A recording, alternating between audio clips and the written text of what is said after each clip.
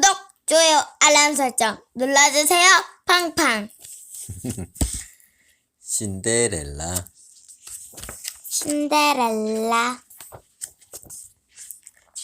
신데렐라.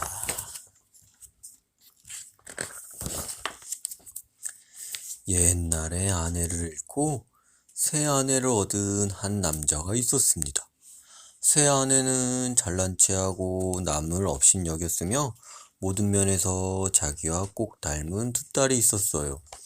남자에게도 딸이 하나 있었는데 상냥하고 친절한 아가씨였지요. 마음도 비단결처럼 고왔습니다. 결혼식이 끝나기가 무섭게 새어머니는 아가씨를 못살게 굴기 시작했습니다. 이른 아침부터 밤늦게까지 일을 시켰지요. 아가씨는 설거지를 하고 바닥을 닦고 언니들의 심부름까지 했습니다. 아가씨는 시키는 일을 다 하면서도 아버지에게 아무 말도 못했어요. 아버지는 새어머니의 말만 들었으니까요. 아가씨는 일을 마치면 벽난로의 한쪽 구석으로 가서 잿더미 옆에 조용히 앉아 있었습니다. 그래서 새어머니와 큰언니는 아가씨를 제투성이 부엌댁이라고 불렀어요. 조금 덜 심술궂은 작은 언니는 제투성이 아가씨라는 뜻으로 신데렐라라고 불렀습니다. 비록 신데렐라는 허름한 옷을 입고 얼굴이 제투성이었지만 언니들보다 100배는 더 아름다웠습니다. 몇 달 뒤 왕자님이 무도회를 열어 온 나라의 멋쟁이들을 모두 초대했습니다. 두 언니도 초대를 받자 입고 갈 드레스를 고르느라 부산을 떨었지요. 머리 장식을 어떻게 달지, 어떤 구두를 신을지 신데렐라가 할 일만 많아졌지요. 옷을 다리고 주름을 잡는 일은 모두 신데렐라 차지였으니까요. 언니들은 하루 종일 옷 이야기만 했습니다. 어느 날 밤 옷 입는 것을 거들고 있는 신데렐라에게 언니들이 물었어요. 신데렐라야, 너도 무도회에 가고 싶지? 신데렐라가 대답했어요. 언니들, 제발 절 놀리지 마세요. 제가 감히 어떻게 그런 꿈을 꾸겠어요? 맞아. 신데렐라가 무도회에 가면 분명히 사람들이 웃을 거야. 이틀 동안 언니들은 너무 들떠서 제대로 먹지도 못했습니다. 그리고 허리를 꽉 졸라매다가 허리띠를 12개나 끊어뜨렸어요. 언니들은 거울 앞에 붙어서서 이옷저옷 계속 입어보았어요. 드디어 무도회 날이 되었습니다. 신데렐라는 언니들이 궁전으로 떠나는 모습을 지켜보았지요. 그리고 언니들이 안 보이자 울기 시작했습니다. 그때 요정이 나타나서 울고 있는 신데렐라에게 왜 우느냐고 물었습니다. 저도 무도회에 가고 싶어요. 신데렐라는 더듬더듬 말하다가 우느라 말을 더 잇지 못했습니다. 그럼 너도 가면 되지. 밭으로 가서 호박을 하나 따오렴. 요정이 말했습니다. 신데렐라는 가장 탐스러운 호박을 따가지고 왔어요. 요정이 호박 속을 파낸 다음 요술 지팡이로 살짝 건드리자 호박이 멋진 마차로 변했습니다. 요정이 쥐덫을 들여다보았습니다. 그 안에 살아있는 생쥐 6마리가 있었지요. 요정이 요술 지팡이로 생쥐들을 하나씩 살짝 건드리니 생쥐들이 새하얀 말로 변했습니다. 마차를 끌 멋진 말이 생겼답니다. 그런데 마차를 몰 마부가 없었습니다. 그래서 신데렐라는 다른 쥐덫을 요정에게 가져왔어요. 그 안에 들쥐 3마리가 있었지요. 요정이 수염이 가장 긴 들쥐를 골라서 요술지팡이로 살짝 건드리자 들쥐가 멋진 수염을 기른 마부로 변했습니다. 그리고 도마뱀 몇 마리를 시종으로 만들었어요. 마차 뒤에 올라탄 시종들은 마치 오랫동안 시종을 한 사람들처럼 그럴듯했어요. 요정이 신데렐라에게 말했어요. 신데렐라야, 마차가 준비되었단다. 내 마음에 들면 좋겠구나. 네, 마음에 들어요. 그런데 이런 옷을 입고 어떻게 무도회에 가요? 신데렐라가 울먹이며 말했어요. 요정이 신데렐라를 요술 지팡이로 살짝 건드리자 신데렐라가 입고 있던 옷이 은빛 드레스로 변했습니다.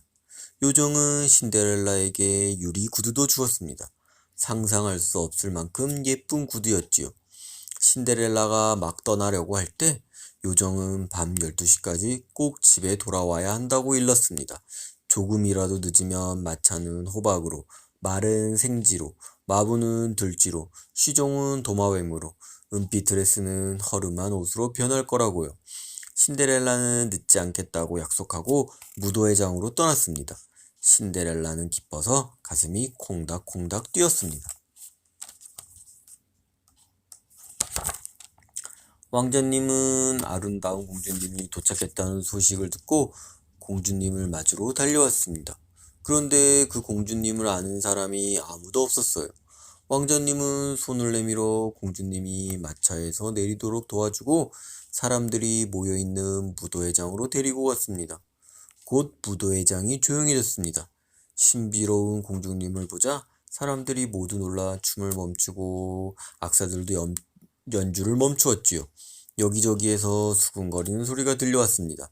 세상에, 어쩜 저리 아름다울까? 정말 예쁘기도 하지. 왕자님이 공주님의 손을 잡고 춤을 추기 시작했습니다. 두 사람은 계속 춤을 추었습니다. 근사한 저녁 식사가 준비되었지만 왕자님은 공주님을 바라보느라 아무것도 먹지 못했어요. 한참 뒤 공주님이 왕자님을 두고 언니들 옆으로 갔습니다. 신데렐라는 언니들에게 친절하게 대하면서 왕자님이 준 오렌지를 언니들에게 주었지요. 언니들은 공주님에게 특별한 대접을 받아서 기분이 무척 좋았습니다. 그때 시계가 밤 11시 45분을 알렸습니다. 신데렐라는 서둘러 왕자님에게 작별 인사를 하고 무도회장을 빠져나와 마차로 달려갔습니다. 신데렐라가 집에 돌아오니 요정이 기다리고 있었습니다. 신데렐라는 요정에게 고맙다는 인사를 하고 내일 또 무도회에 가도 되느냐고 물어보았지요. 신데렐라가 요정에게 무도회장에서 있었던 일을 이야기하고 있는데 언니들이 돌아왔습니다. 너도 봤어야 했는데 아무도 모르는 공주님이 무도회장에 왔단다. 그렇게 아름다운 공주님은 처음 보았어. 공주님이 우리 옆에 앉더니 오렌지를 주지 않겠니? 언니들이 말했어요. 공주님이 정말 그렇게 아름다웠어요? 공주님 이름이 뭐예요? 신데렐라가 이렇게 묻고는 큰 언니에게 고개를 돌려 말했어요. 저 언니, 저도 공주님을 보게 언니 드레스 가운데 가장 초라한 드레스 한 벌만 빌려줄래요? 뭐야? 지저분한 제트성이에게 내 옷을 빌려주라고? 내가 정신이 나갔나? 큰 언니가 소리쳤어요. 신데렐라는 짐작한 대로 대답을 들어서 오히려 다행스러웠어요. 다음 날 저녁 두 언니는 다시 무도회장에 갔습니다. 신데렐라도 전날보다 더 고운 드레스를 입고 궁전으로 갔지요. 왕자님은 늘 신데렐라와 함께 있었고 신데렐라에게 계속 칭찬을 내려놓았어요. 신데렐라는 너무나 즐거운 나머지 요정이 한 말도 까맣게 잊어버렸어요. 밤 12시를 알리는 종이 울리기 시작했을 때 신데렐라는 11시도 안 된 줄 알았어요. 신데렐라가 갑자기 벌떡 일어나 사슴처럼 재빨리 달려나갔습니다. 왕자님이 쫓아갔지만 신데렐라를 붙잡지 못했어요. 신데렐라는 서둘다가 유리구두 한 짝이 벗겨졌어요. 왕자님은 신데렐라의 구두를 주어 무도회장으로 돌아갔습니다. 신데렐라가 타고 온 마차가 사라졌어요.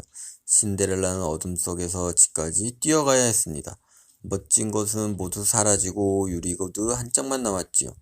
왕자님이 궁전을 지키는 병사들에게 공주님을 보았느냐고 물었지만 병사들은 허름한 옷을 입은 가난한 시골 아가씨밖에 보지 못했다고 대답했습니다. 두 언니가 집에 돌아오자 신데렐라가 이름 모를 공주님이 또 왔느냐고 물었습니다. 언니들은 공주님이 또 왔는데 밤 12시가 되자 서둘러 돌아갔다고 말했습니다. 공주님이 두고 간 유리구두 한 짝을 들고 온 왕자님은 슬픔에 잠겨서 공주님을 찾기 위해 무슨 일이든지 할 거라고도 말했습니다. 모든 게 사실이었습니다. 며칠 뒤 왕자님은 유리구두가 발에 꼭 맞는 아가씨와 결혼하겠다고 발표했습니다. 신하들이 아가씨들에게 구두를 신겨보기 시작했지요. 공작의 딸들과 왕실의 아가씨들도 모두 신어보았습니다. 하지만 구두가 발에 꼭 맞는 아가씨는 어디에도 없었습니다. 드디어 두 언니가 구두를 신어볼 차례가 되었습니다.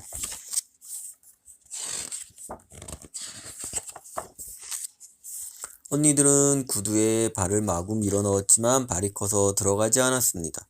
그곳에 있던 신데렐라는 한눈에 구두를 알아보고 이렇게 말했어요. 제게 맞는지 저도 한번 신어보게 해주세요. 그러자 언니들이 웃으며 놀려댔어요. 하지만 구두를 가져온 신하는 신데렐라가 아리따운 아가씨임을 알아보고 어느 아가씨든지 구두를 신어 보아야 한다고 말했습니다.